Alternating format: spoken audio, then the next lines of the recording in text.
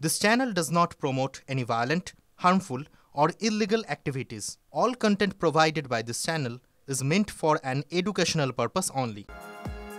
মুর্শিদাবাদে ভারত বাংলাদেশ সীমান্তে জাল আধার কার্ড, জাল জাত শংসাপত্র তৈরির হদিশ পাওয়া গিয়েছে। ঘটনায় দুজনকে গ্রেফতার করেছে লালগোনা থানার পুলিশ। গোপন সূত্রে খবর পেয়ে একটি দোকানে পুলিশ হানা দেয়। জাল আধার কার্ড, জাল শংসাপত্র, প্যান কার্ড তৈরির অভিযোগ উঠছে। বাজেয়াপ্ত করা হয়েছে জাল নথি তৈরির সরঞ্জাম। বাংলাদেশি অনুপ্রবেশকারীদের জন্য জাল নথি তৈরি হতো কি পুলিশ খতিয়ে দেখছে। প্রিন্টার মেশিন, একটা ফিঙ্গারপ্রিন্ট ডিভাইস, ল্যাপটপ দুটো,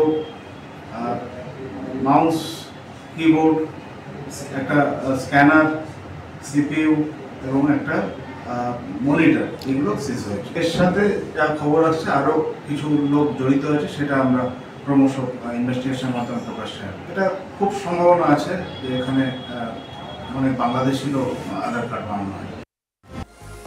অঙ্গনওয়াড়ি কর্মীদের বিক্ষোভের মুখে রাজ্যের মন্ত্রী শ্রীকান্ত মাহাতোকে কাছে পেয়ে বিক্ষোভ আইসিডিএস কর্মীদের। গড়বেতায় দাবি দেওয়া নিয়ে ডেপুটেশন দিতে যান আইসিডিএস কর্মীরা। মন্ত্রী অফিসে যেতেই তাকে ঘিরে ধরেন আইসিডিএস কর্মীরা।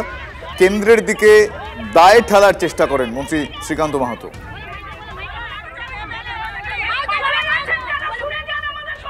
এবার আপনাদের সেই ছবি দেখাবো যেটা ভাইরাল হয়েছে। রাস্তার হাল একেবারে দুর্দশাগ্রস্ত, ভরসা খাটিয়া। আবারও সেই হতশ্রী ছবি।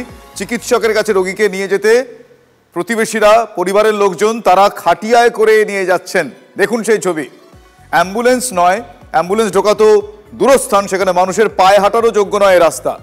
এই ছবিটা সোশ্যাল মিডিয়ায় ভাইরাল হয়েছে। জানা যাচ্ছে ছবিটা মুর্শিদাবাদ জেলার সুতি 2 নম্বর ব্লকের উমরাপুর পঞ্চায়েতের এলাহাবাদ গ্রামে যাওয়ার প্রধান রাস্তা বেহাল অবস্থায় রয়েছে দিনের পর দিন। সোনপ্রয়াগের কাছে ধস, যার জেরে কেদারনাথ যাত্রা আপাতত স্থগিত। উত্তরাখণ্ডের বেশ কিছু জায়গায় ধসে কেদারনাথ যাত্রার পথও অবরুদ্ধ হয়ে পড়েছে। কিছু তীর্থযাত্রী সোনপ্রয়াগের কাছে আটকে গিয়েছিলেন। 100 জন তীর্থযাত্রীকে উদ্ধার করেছে এসডিআরএফ। তাদেরকে নিরাপদ জায়গায় সরিয়ে নিয়ে যাওয়া হয়েছে ইতিমধ্যেই। পরিস্থিতি স্বাভাবিক না হওয়া পর্যন্ত যাত্রা স্থগিত রাখার সিদ্ধান্ত এখনো পর্যন্ত।